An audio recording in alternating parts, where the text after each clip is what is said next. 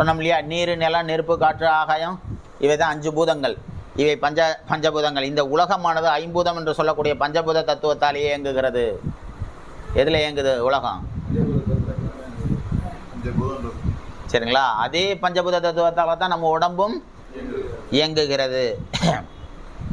சரி, நம்ம உடம்பில் உள்ள பஞ்சபூதங்கள் எங்கெங்கு இருக்கின்றன என்பதை நமது சித்தர்கள் கண்டு சொல்லியுள்ளார்கள். உங்கள் உடம்புல பஞ்சபூதம் இருக்குன்னு தெரியும், ஆனால் எங்கெங்கே இருக்குன்னு தெரியுமா? தெரியும், நியாயம் இல்லை. பொம்மை இருக்கா? ஒரு பொம்மை எதுக்கு மார்க் பண்ணணும்? எல்லாம் நானே பண்ணி வச்சிருக்கிறேன். சரிங்களா? சரியா? நமது உடம்பில் உள்ள அடுத்த பாடத்தை கவனிங்க. பார்த்துட்டீங்களா? நமது உடம்பில் உள்ள தத்துவங்களை கட்டுப்படுத்துவதால், இயக்குவதால் வெளியில் உள்ள பஞ்சபூதங்களாகிய 5 தத்துவத்தை இயக்கி நம்ம உலகத்தையே இயக்க முடியும்.